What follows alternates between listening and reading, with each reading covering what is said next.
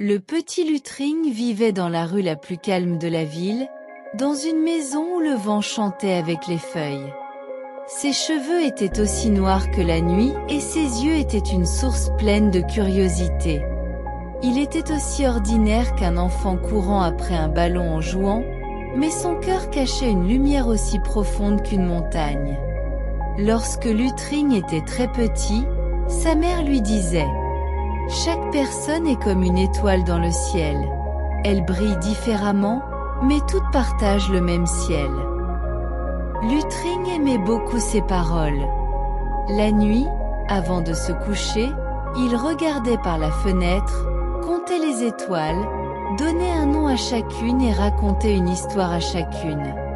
Toutes ces histoires étaient différentes mélodies de la même phrase. Nous sommes tous ensemble. Un jour, dans la cour de l'école, Lutring s'imagina en train de parler à un petit oiseau assis à l'ombre d'un arbre. L'oiseau demanda « Pourquoi certaines branches sont-elles plus hautes et d'autres plus basses ?» Lutring réfléchit et répondit que, même si les branches étaient différentes, elles nourrissaient le même arbre. L'arbre ne favorise aucune branche, elles font toutes partie de lui, dit-il.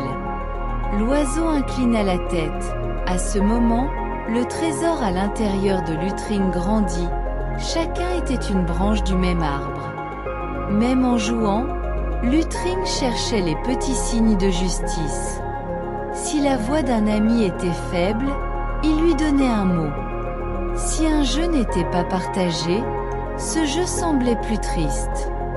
Lutring avait découvert les portes magiques du partage et de l'écoute. À mesure qu'elles s'ouvraient, le monde autour de lui commençait à ressembler à une maison plus chaleureuse. La plupart du temps à l'école, certains enfants restaient à distance les uns des autres. À cause de leur couleur, de leur façon de parler ou de ce qu'ils possédaient, il y avait des murs invisibles entre eux. Lutring pouvait sentir ces murs comme le brouillard qui tombe à l'aube, invisible mais froid. Son petit cœur se demandait pourquoi. « Pourquoi y a-t-il des murs ?» se demanda-t-il. Pourtant, nous sommes tous égaux, nous ne sommes pas différents les uns des autres. Seules nos apparences sont différentes, et nous n'avons pas choisi cela. Lutring prit une petite lanterne dans ses mains. Ses mots, ses pas et son sourire devinrent sa lumière. Un jour, ces murs invisibles entre les enfants furent remplacés par quelque chose de plus dur, l'intimidation. Dans la cour de l'école, certains enfants excluaient d'autres en raison de leur apparence ou de la famille dont ils venaient. Ils les poussaient, leur disaient de ne pas venir à l'école et les plaçaient au fond de la file. Lutring vit cela.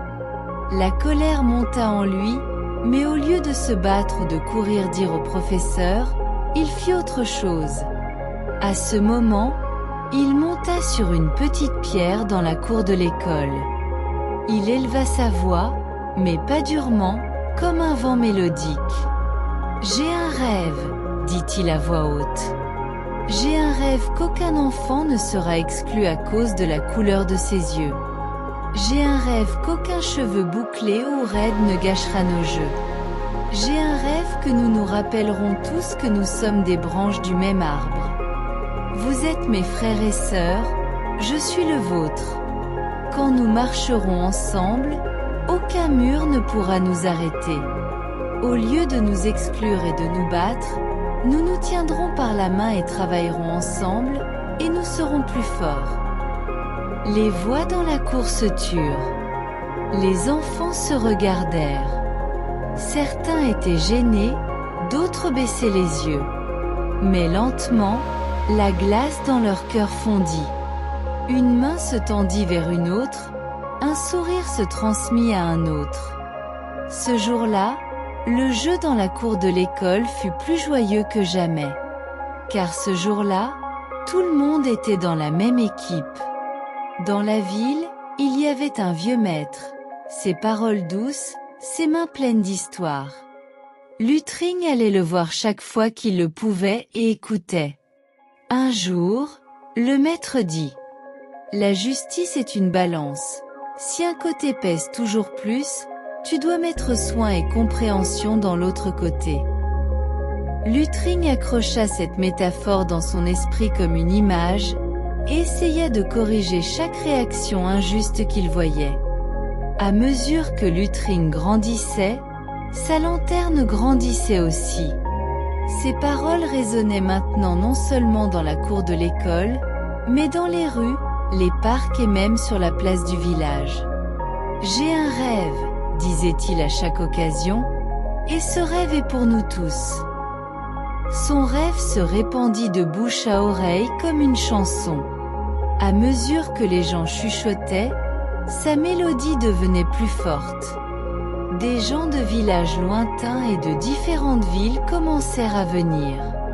Tous voulaient entendre ce que le petit garçon disait, car il leur rappelait une vérité simple: égalité, fraternité, justice. Un soir, la place du village était remplie d'enfants. Leurs couleurs, langues et sourires étaient différents, mais ils se balançaient dans le vent comme les feuilles du même arbre. Lutring étendit les bras. « Regardez le ciel, dit-il. Une étoile dit-elle à une autre: tu n'es pas comme moi? Non. Elles illuminent toute la nuit ensemble. Nous devons en faire autant. » Avec ces mots, des centaines d'enfants dans la place levèrent la tête vers le ciel en même temps. La même lumière se refléta dans leurs yeux.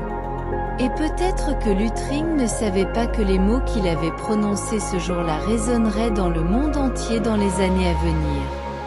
Mais son histoire passa à travers le temps comme une lanterne et brille encore dans les mains des enfants. Car depuis ces jours jusqu'à aujourd'hui, ce message est gravé dans le cœur de chaque enfant. Nous sommes tous des étoiles différentes, mais nous brillons sous le même ciel. Si nous sommes ensemble, nous sommes plus lumineux. Si nous sommes ensemble, nous sommes plus forts.